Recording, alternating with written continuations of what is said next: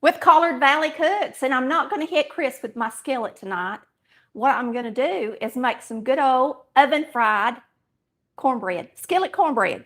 Now, I don't normally make my cornbread this way, but it is in the cookbook this way, and a lot of y'all make it like this. I'm going to talk about vintage skillets because I figured out I had a couple of vintage skillets. I knew they were old. I didn't know how to identify them because they're so corroded on the bottom, so I'm going to show you how I did that today. But first, we're going to throw some cornbread in the oven. I'm going to do that first. Then we're going to talk about skillets, and then I'm going to mix up the recipe. So we're going to do this a little different since we're live tonight. I've got a little bit of butter in here that I'll also use. Now, when you make oven-fried skillet cornbread, you get your oven hot, you get your skillet hot. I greased my skillet with shortening, and then it's hot. Then I put my oil in there that you would normally put in your cornbread, okay? So it's got the grease from where I greased the skillet. It's got the oil from the cornbread. And now I'm going to add just a little bit of butter. Me and Chris like a little bit of butter inside our cornbread.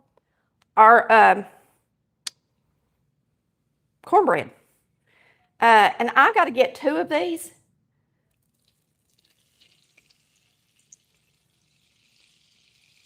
So I'm going to melt this in there right quick. Then we're going to pour it in my cornbread I got mixed up over here. And of course you leave some in the skillet. So we're going to pour some in here. Leave some in the skillet. Boy, it's hot. Now I've already got the rest of the ingredients in my cornbread, and I'll come back and mix up some more in a minute for you. All right, because we're going to do this in a couple of different stages tonight. And that way I can go ahead and get some cornbread in the oven for supper. What we're having for supper is a good old-fashioned Southern supper, and that's cornbread and milk. And then since I'm making a lot of cornbread, I might make some dressing with it. So we're going to pour this in here. Now, one thing a lot of people do is when they pour their cornmeal mix into the skillet, they pour it all in the bottom in one spot instead of kind of spreading it out. And when you do that, it just kind of pushes all of the oil all around the edge and creates a drier spot right in the middle. So when you put it in there, kind of put it in there, you know, around a little bit instead of just poured it in one spot in the middle. All right. We're going to get this in the oven, and it's going to bake while I'm teaching y'all about vintage cast iron, how to clean cast iron, and how to make Mama's cornbread that we grew up on. Now, one of my popular videos is my crunchy cornbread, and a lot of it had to do with the fact that I told you guys that we grew up in the South, and we did not grow up on the cornbread that you guys get when you come into the area to visit. It is a yellow cornmeal with a lot of sugar in it. We grew up on a white cornmeal mix with no sugar in it type of cornbread. So if you go to a restaurant like in Savannah, yes, chances are they're going to give you that yellow cornbread, that yellow sweet cornbread. Correct. And even if you buy it at the grocery store, they will. Yeah. Around here. Now, I'm going to teach y'all a little bit about vintage cast iron right quick. I want y'all to come over here to the stove, and I'm going to show y'all the #1 way to tell what kind of cast iron you got. The easiest way is if it's marked, okay? And that's the best way because it's marked, and you don't have to question it. You know who made it. Like, for instance, this piece of cookware right here says Lodge, right there. So you know it's a Lodge, all right? The cookware in my sink that we're going to clean in a minute is the Lodge black Lock. Yes. Thank you, Chris. This is the Alabama It's called Birmingham. Birmingham Heritage something. Anyway, it's an Alabama piece, and that's what I found out I had. And not Alabama, Birmingham piece. And it's I can't even think. I had it wrote down, y'all. But anyway, this is new to me. But the way I figured it out is if you'll look at the bottom of both of these pieces. Now, this one has an 8 on the top. So the first thing you think of, and it's not raised on the handle, it's indented on the handle. Some large skillets have it raised on the handle. The biggest, most popular brand of skillet with the number indented in the handle is a Wagner ware. This is not a piece of Wagner ware. I was almost tricked. I even sent the picture in, and at first the computer told me it was Wagner ware, but it's not, and I'm going to show you why. This is the Birmingham Heritage, and I believe it's one of the older pieces, and I'm going to show you why. This is Birmingham as well. Are they still in business? No. Yeah. And the way you can tell is Birmingham handles are pointed up like this. It's smooth and tapered, okay? Now, there's a lot of them that have a point, but they're not smooth and tapered like this. Not only that, if it were a Wagner ware, this point right here, right where it meets this part, is flat. It's just flat, and it looks like a flat triangle, and that's the difference.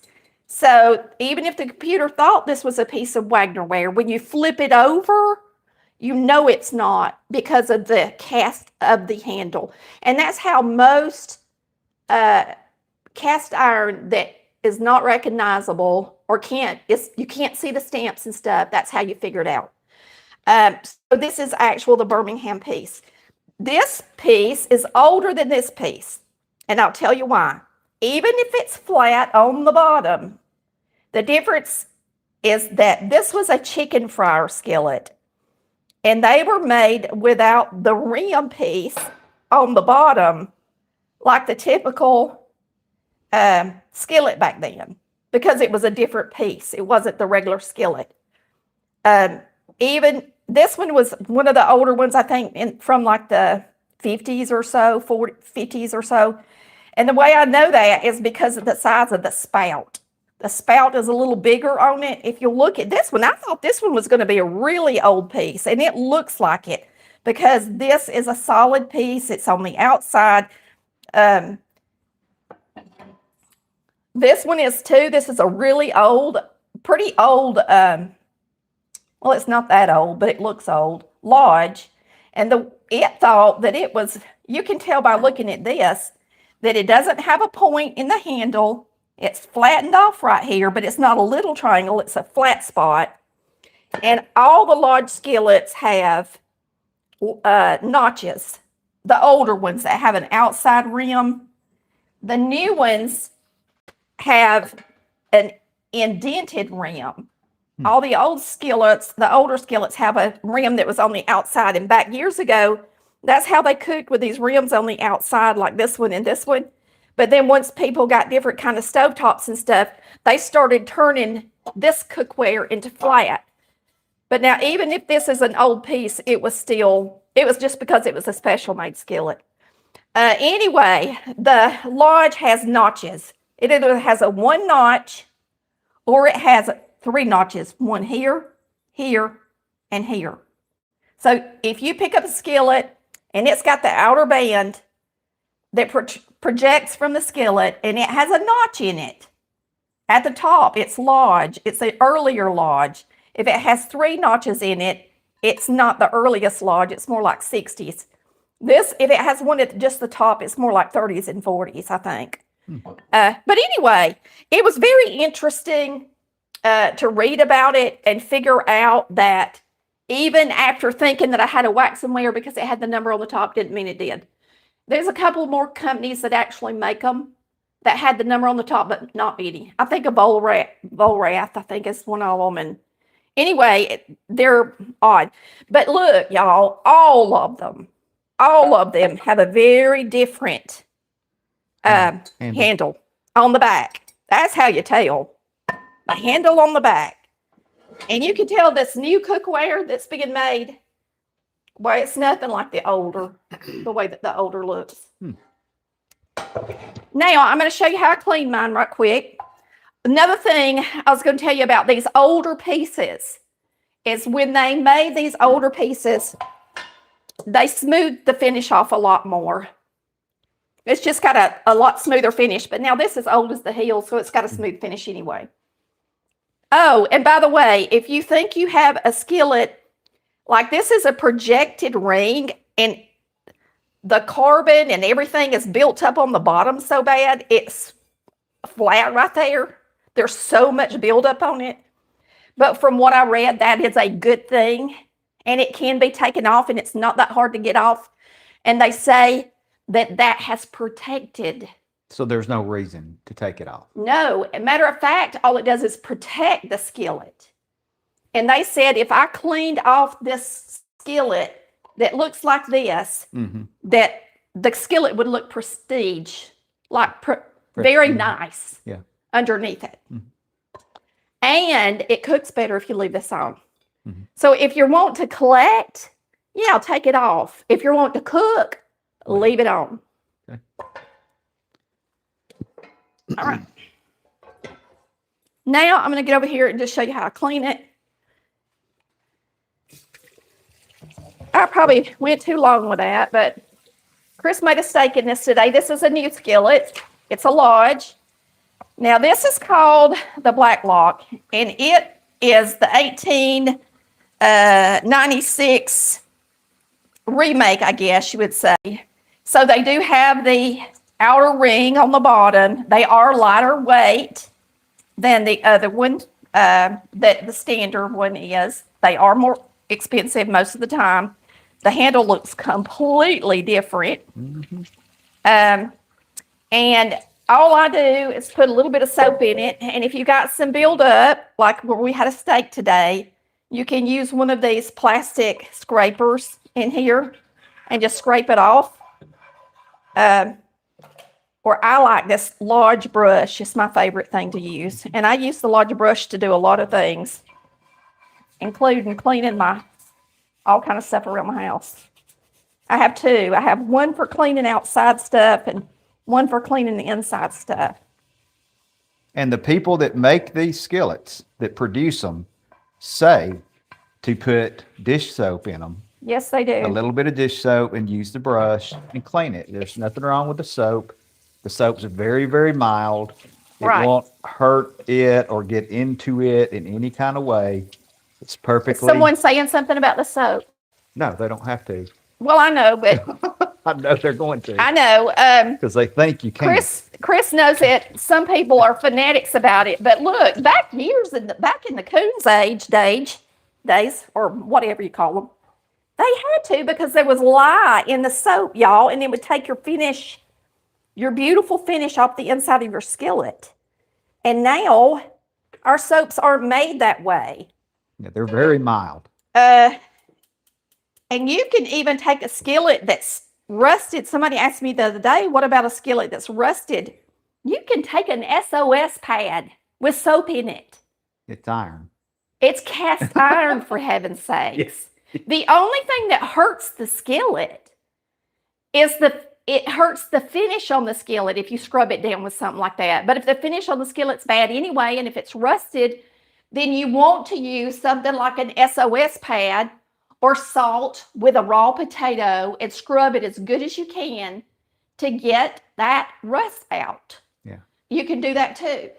And then once you do that, you put it on the stove, you dry it out. I like to use Crisco the best because it has the highest smoke point of just about anything. If you don't believe it, look it up. I don't know what it is right off the top of my head, but it's a good one. And you put just a dab of it in there.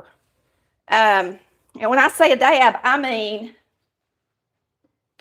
for real, like a tiny bit, and you rub it in there like so.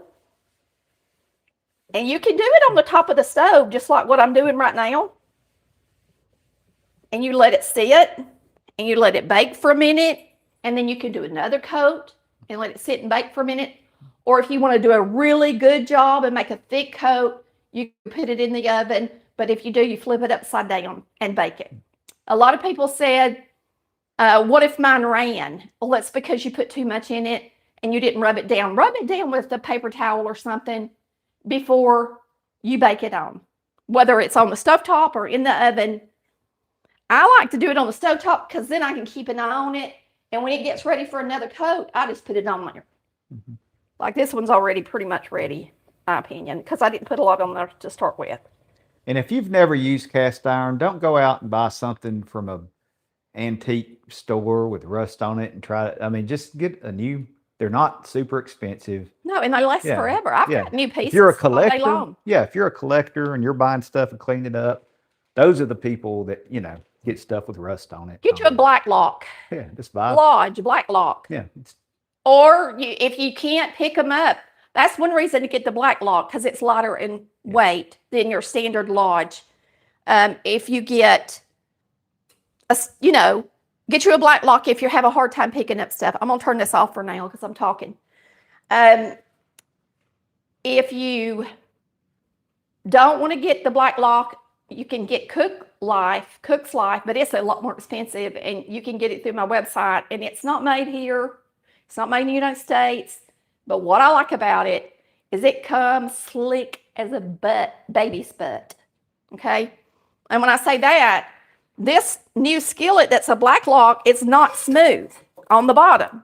None of them come smooth like they did back in the 30s. It still cooks good cornbread. There ain't nothing wrong with it. It makes beautiful pound cornbread. But let me show you what I mean. Now, I haven't cleaned this one and cleaned it up good, but this is the Cook Life that's so expensive online, and it is lighter in weight. See, I can pick this up, and it's 12 inches with one hand. Big skillet. Yes, it is. But it comes slick. Okay? Comes that way. But no matter how they come, that one don't come pre-seasoned. Not really. You need to season it. This is my favorite piece right here. Let me get this cornbread mixed up so it's not in the oven forever. Okay, my famous cornbread, or Mama's, and most people's are just like it. 2 cups of cornmeal mix. And everybody wants to know why we use cornmeal mix down here, and they frown upon it. But what they don't realize is Southerners eat so much cornbread that we buy in 5-pound bags with the flour and salt and baking powder already in it. That's the way we buy it. That was what was in the store my whole life. That was what That's what they sell. Yeah. That's what we eat. Yeah, that's what's there. And that's what we grew up eating, and that's what we buy. It's not because we're lazy and we don't make it homemade. It's because we eat a lot of cornbread. Most families made a pound of cornbread every day. This is 1.5 cups of buttermilk, and that's whole buttermilk. 1 egg. 1/4 cup of oil. So now if you're not heating up your skillet and putting that oil in there in the oven, then you just put it in the cornbread.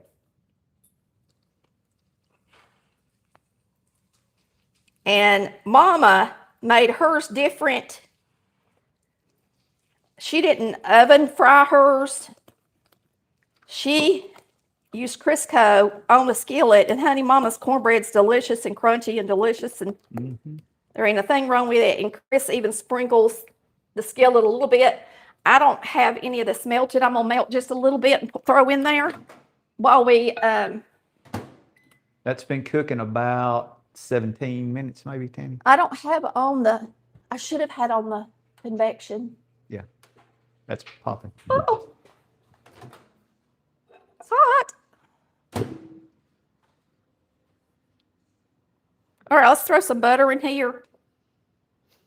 Me and Chris like butter in ours. My mama didn't put butter in hers. But heck, how could you go wrong putting some butter in your cornbread? Mm-hmm. Right? So me and Chris do. A little butter in it. Now let me show you how we do ours. I want to use one of these old skillets. And somebody's probably got a Birmingham and they are upset that I can't remember. But y'all, I didn't even know I had a Birmingham until today. I just had never looked it up because I couldn't ID it. I thought I couldn't ID it. But then I learned it's all in the handle. And so once I figured out I could ID it, that's what I did today. And I wanted y'all to know I got an old skillet. Yeah. Yeah, Birmingham eventually, and I mean later, was sold, made in Atlanta, and then they went out of business and were, I think, if I'm right, which would make sense since they're out of Birmingham. And I'm pretty sure Lodge bought them years later. So what we do is we grease the skillet good with Crisco. And yes, we use Crisco. And we just take a little bit of the cornmeal mix. And y'all, this ain't sweet Jiffy mix. It's just white cornmeal with a little flour, salt, and powder in it. Baking powder. And then we put our cornbread in. And it flips out of there beautiful. Yeah. This is how you see me for the whole time you've been watching me cook. If you've been watching me a long time, this is how I make my cornbread. Just like this. This is my #1 recipe, my family recipe. And the family recipe is in the cornbread in the oven. It's just made, the skillet's heated up. It's the only difference. And the biggest difference when it comes out of the oven is it's going to have absorbed more grease. It's got more grease in it. Not really. Yeah, it's got the grease you. I used the grease that I would have put in the cornbread. Oh, okay. It don't have more grease in it. Yeah. But it will have absorbed more grease on the outside of the bread. Oh, Then have bread I see. evenly. Okay. And I'm going to check on it. It might be brown. Yeah, a lot of people do their cornbread like the way she did it at the beginning, with the grease in the pan. Oh, that's hot. Oh, it looks good though. Either way works. I gotta check and see if it's brown enough to flip out, y'all. Let's just leave it in there 5 more minutes and we'll take a few questions. Why not? But you don't want to miss seeing this come out. And I need to tell y'all where I've been because y'all ain't seen me for a week. And I have to do this, y'all. I've been sick. Okay? I've had an ear infection and it's been really bad. And it's been so bad, I've had it since Saturday. I woke up with it Saturday. So where y'all saw me Friday night, I did a live on Friday, I think was maybe the last time y'all saw me. And I woke up with it Saturday, really bad hurting.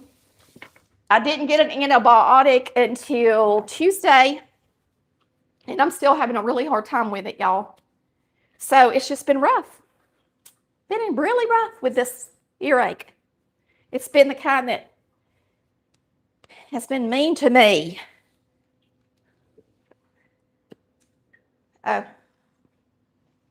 So, do we have any questions? Do we have any questions? I've got a new light in the kitchen. We're getting it elevated a little bit more. If it's glared on my glasses tonight, I'm sorry. I forgot to put on my red glasses so it wouldn't. Let me just put them on. It don't reflect as bad in these, and I wish I had remembered before we started. So anyway, we got a new light in here.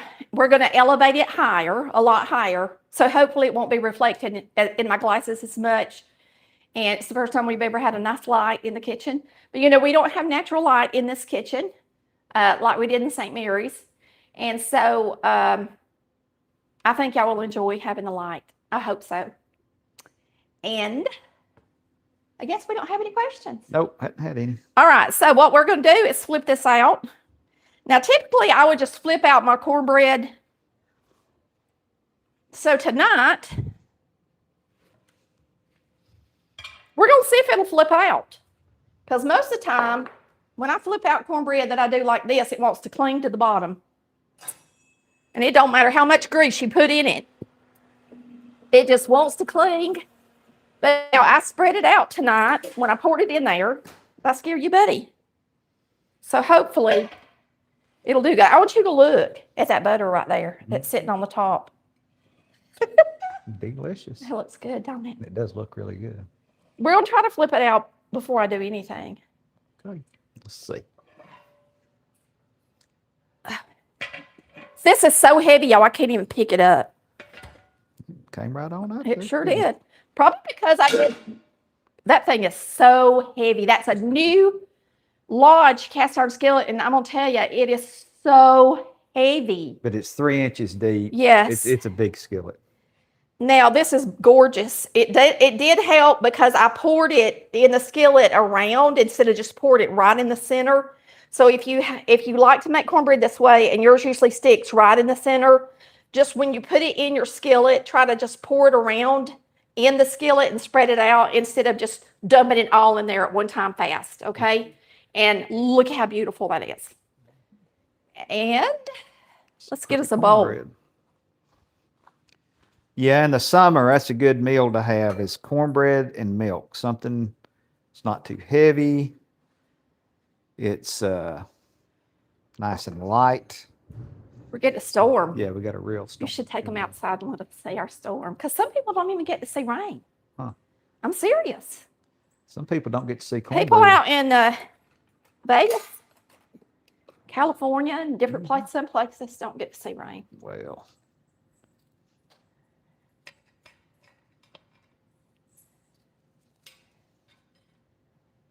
That's a big pound of cornbread. It looks deeper because that 3-inch skillet that I made it in is a little skinnier on the bottom than a standard 10-inch. I was thinking it was puffed up more. Yeah. Ooh, that's smoking hot. Yeah, it is. And it's real crunchy on the outside. So when you make cornbread and milk, you just pour milk over it. But now I do mine different than Mama and anybody else I ever knew does it. And y'all can tell me how you eat yours. But this is my favorite. Oh, that smells so buttery and good. There's nothing better to me than cornbread and milk. We can't see it through all the smoke. I know. Okay, what I like to do, and if you had never tried it like this, I urge you to try it. Because I grew up eating it. I grew up eating it just like that with milk poured over the top, and that was it. I like to take, believe it or not, a little bit of salt, some pepper, and a garden tomato this time of year. Nothing is better in cornbread and milk. You get that little bump off of it. And I take my tomato. A lot of people like a green onion with theirs. Mm-hmm. If you've never tried, if you like garden tomatoes and you really like tomatoes with your food, you know, like a garden plate or whatever of food and vegetables and stuff like that, and you've never tried your cornbread and milk this way, you got to put the salt and pepper in there, though, because you know tomato is good with salt and pepper on it. Try it like this, just for me, and make a comment and let me know if you liked it. And then I pour my milk over the top and get a bite. And it is absolutely delicious. Just delicious. And now we're going to have 2 pounds of cornbread. Now, when I grew up, my mama made a pound of cornbread probably 4 times a week. My granny made a pound of cornbread every day. My mama made biscuits every night. Every night. Granny made biscuits and cornbread every morning. I've got to sneeze. Excuse me. I'm so sorry, y'all. The pepper got in my nose. Mm-hmm. This is a really good supper. I got to eat my weight in it. It's delicious. If you've never had this type of Southern cornbread, it's savory. And even if you visited the South, unless you've been in somebody's house, you probably haven't had this kind of cornbread. Seriously, you probably never really tasted this kind of cornbread unless you've been to visit somebody you know. All right? And so I hope you give it a try. Please give us a thumbs up and let us know how you like the video. Let me know if you've got some vintage cast iron. And we will see you next time on Collard Valley Cooks, where we cook like our moms did. Bye, I love ya.